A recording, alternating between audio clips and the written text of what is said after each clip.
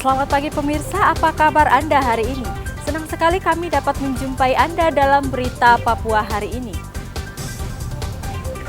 Saya Yuni Rumbarar beserta tim redaksi telah menyiapkan sejumlah berita menarik dan aktual untuk Anda. Berikut 3 berita utama.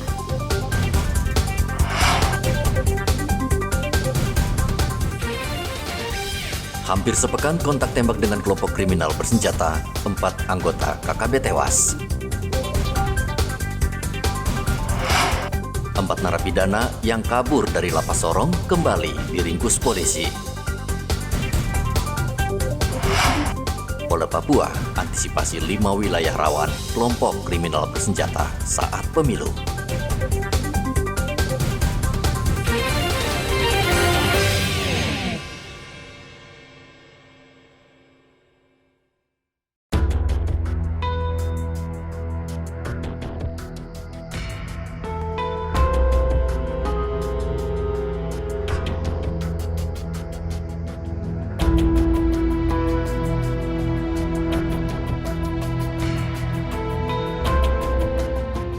Situasi di Kabupaten Intan Jaya saat ini sudah terkendali pasca kontak tembak antara aparat gabungan TNI Polri dengan kelompok kriminal bersenjata. Dalam insiden tersebut, 4 anggota KKB tewas tertembak. Bahkan salah satu yang tewas adalah Komandan Perang KKB wilayah Intan Jaya.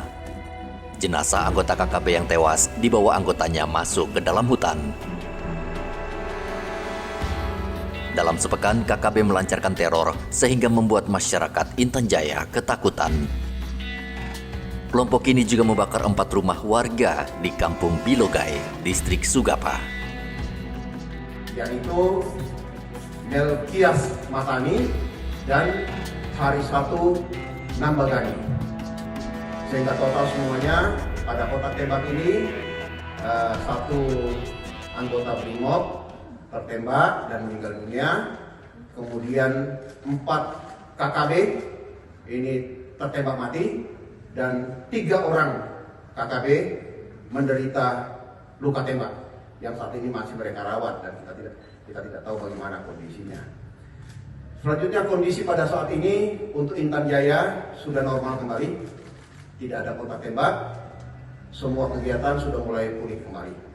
TNI tetap berjaga-jaga dengan jajaran apartemen yang di sana untuk tetap menjaga situasi keamanan di Intan Jaya.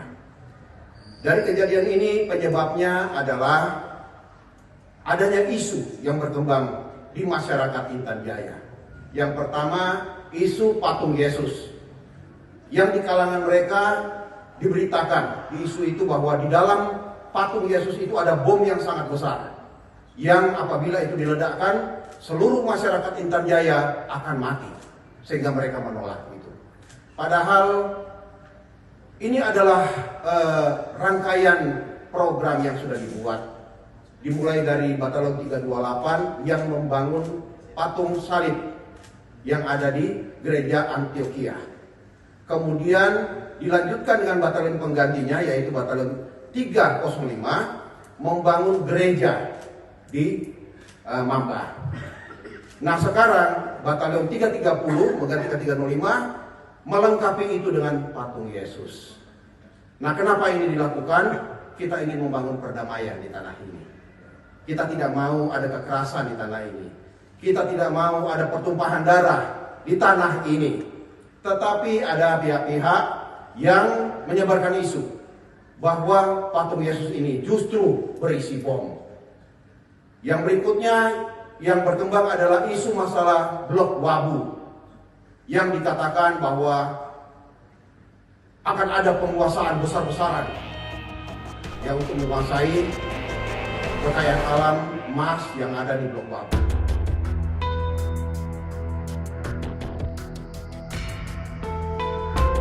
Sebelumnya pada 19 Januari lalu, KKB menyerang pos TNI dan Polri di Kabupaten Intan Jaya yang menewaskan 1 anggota Brimob.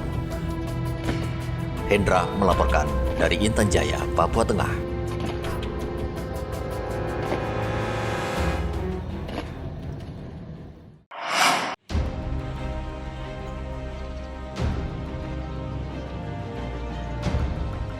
Polisi masih terus memburu narapidana yang melarikan diri dari lapas kelas 2 Sorong pada 7 Januari lalu. Sudah lebih dari 2 pekan, polisi terus bekerja keras menangkap kembali para napi satu persatu.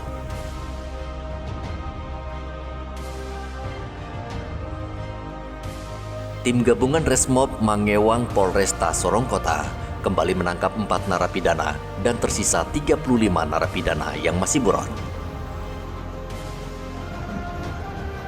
Petugas menggerebek tempat persembunyian mereka di sejumlah lokasi di kota Sorong. Sudah dilakukan penangkapan terhadap 3 orang napi dari lapas yang kabur. 3 orang dari napi ini dari tim gabungan, dari tim Resmob Mangewang, terus dari tim Intelmob sendiri. Jadi ada tim yang di ini sehingga menangkap ketiga pelaku di daerah sekitaran rumahnya. Setelah itu baru dibawa ke Polresta Sorong Kota dan nanti kita akan berkomunikasi sama pihak lapas untuk diserahkan ke lapas. Inisialnya yang pertama itu RY, terus YW, sama satu lagi AA. Kasus apa sebenarnya? Itu ada kasus 365, Narkoba. 365, 363. Jadi ini kasus pencuri. Diamankan itu ada 18 ya. 18 orang, dan itu nanti kita akan terus berkomunikasi sama pihak lapas untuk sisa dari DPO-nya dikurangi sama yang ditangkap 35 lagi. 35 lagi. Jadi kita juga masih intensif untuk melakukan pengejaran terhadap 35 orang ini melalui tim, baik dari tim lapas, tim Polresta Sorong Kota maupun Intelmob. Sebelumnya, 53 narapidana di lapas kelas 2 Kota Sorong, Papua Barat Daya melarikan diri usai menghadiri ibadah hari Minggu. Mereka mengancam sipir dengan petasan dan senjata tajam. Sebagian narapidana berhasil ditangkap kembali, namun puluhan masih buron dan dalam pengejaran petugas. Lapas kelas 2 Sorong saat ini kelebihan kapasitas, kondisi yang menjadi salah satu faktor penyebab kaburnya puluhan narapidana. Topan melaporkan dari Sorong, Papua Barat Daya.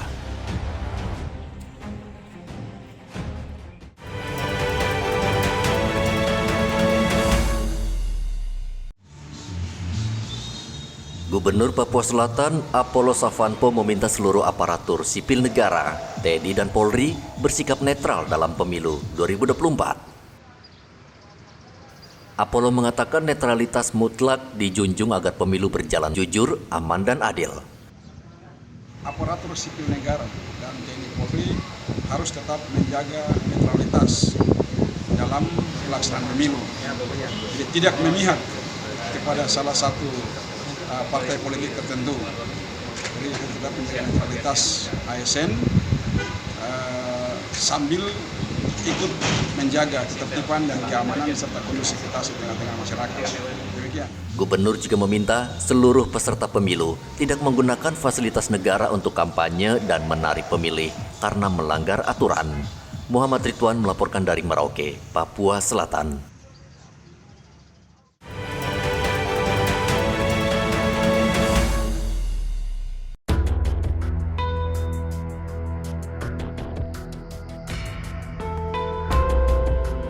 Kepolisian daerah Papua saat ini tengah mengawasi dan memantau 13 daerah rawan menjelang hari pencoblosan pada 14 Februari mendatang. Daerah rawan tersebut berpotensi menimbulkan konflik, khususnya campur tangan pihak ketiga, kelompok kriminal bersenjata. Dari 13 daerah rawan, Polda Papua memfokuskan 5 daerah yang bisa dijadikan sasaran teror atau gangguan keamanan oleh kelompok kriminal bersenjata. 5 daerah tersebut yakni Kabupaten Yahukimo, Pegunungan Bintang, Nduga, Intan Jaya, dan Kabupaten Puncak. Dengan pemetaan wilayah rawan ini, Polda Papua bisa mengantisipasi dan mengerahkan personel untuk mencegah konflik yang terjadi.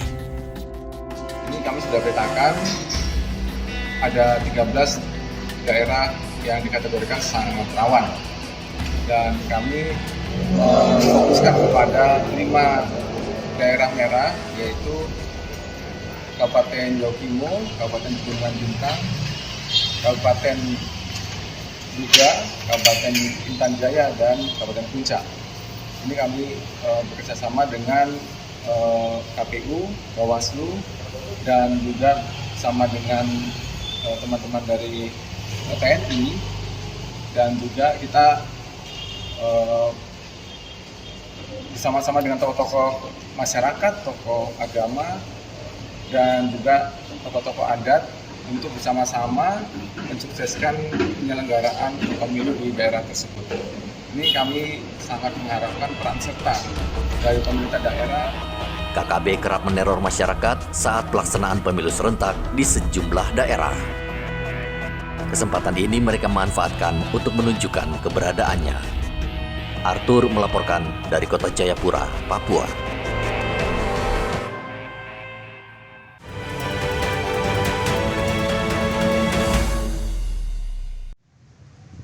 Assalamualaikum warahmatullahi wabarakatuh. Komisi Pemilihan Umum Merauke menggelar simulasi pencoblosan di halaman kantor KPU.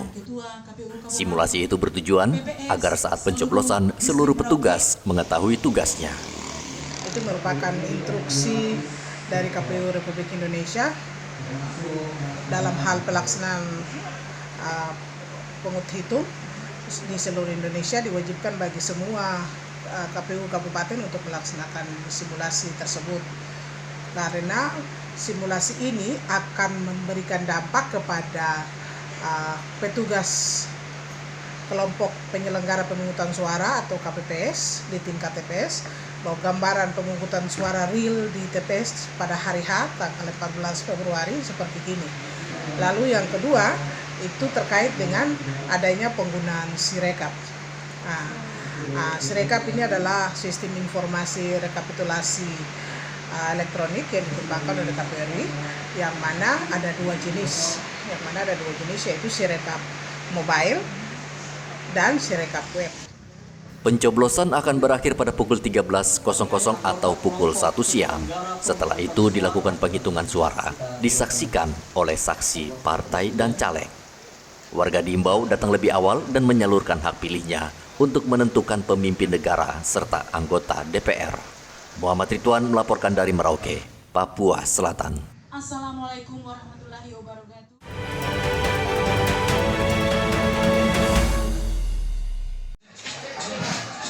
KPU Merauke saat ini tengah menyortir dan melipat satu persatu surat suara untuk pemilihan legislatif. Sementara pelipatan surat suara untuk pemilihan presiden sudah rampung. KPU harus berpacu dengan waktu karena ada sekitar 160.000 lembar surat suara, ditambah 2% jika terjadi pemungutan suara ulang. Untuk itu KPU mendapat bantuan pelajar SMA Negeri 3 Merauke agar proses pelipatan suara mencapai target waktu 2 hari. Sementara surat suara apa yang dilipat oleh siswa SMA Negeri 3 ini? Untuk surat suara presiden dengan DPD sudah selesai dilipat di SMA Negeri 1. Dan hari ini di SMA Negeri 3 sedang melakukan proses pelipatan surat suara DPR RI. Untuk surat suara DPR Provinsi Dapil 2 itu sudah selesai juga dilipat.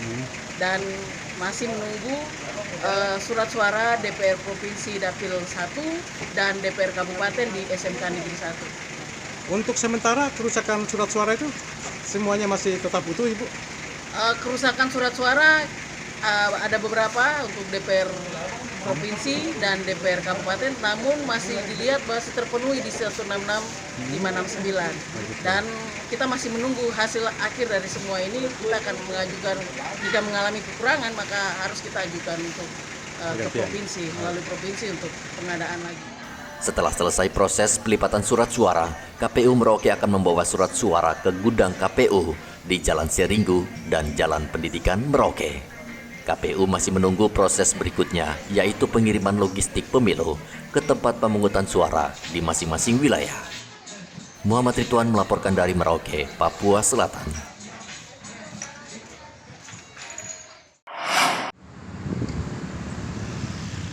Kementerian Agama Merauke melalui Seksi Bimbingan Haji membeberkan kuota haji untuk wilayah Merauke tahun 2024 sebanyak 103 orang. Namun dari kuota ini, Kementerian Agama RI juga memasukkan 10 orang calon haji untuk kuota cadangan. Sampai dengan saat ini daftar tunggu untuk calon haji di Kota Merauke terdaftar di kantor Bapak sebanyak berapa, Pak? Sebanyak 3.000 lebih sedikit mengenai yang antrian. Antrian ya? Ya. Nah, untuk tahun ini kuota haji untuk Kabupaten Merauke Provinsi Papua Selatan ada berapa banyak? Untuk Kabupaten Merauke untuk jatah ini yang sudah terupdate terakhir tadi adalah 103 jamaah. Kemudian ada tambahan sebanyak 30. Kemudian ada yang masuk cadangan itu sekitar 30. Selanjutnya ada tambahan lansia 3 orang. 3 orang. Jadi totalnya berapa semua, Pak Ustaz? Untuk sementara karena masih dalam proses, artinya proses kesehatan dan istiqtoah. Artinya baru dikatakan total ketika nanti diakui oleh oleh dokter bahwa dinyatakan bahwa dia sudah siap untuk berangkat. Sementara itu, daftar umat Islam di Merauke yang akan beribadah haji jumlahnya mencapai lebih dari 3.000 orang. Keberangkatan jemaah haji asal seluruh wilayah di Papua rencananya dimulai dari tanggal 12 Mei hingga 14 Juni 2024 dan dibagi dalam 2 gelombang melalui embarkasi Makassar. Muhammad Ridwan melaporkan dari Merauke, Papua Selatan. Informasi tadi sekaligus menutup jumpa kita dalam berita Papua hari ini. Saya Yuni Rumbarar dan tim redaksi yang bertugas mengucapkan terima kasih atas kebersamaan Anda. Selamat pagi dan sampai jumpa. Wanyambe.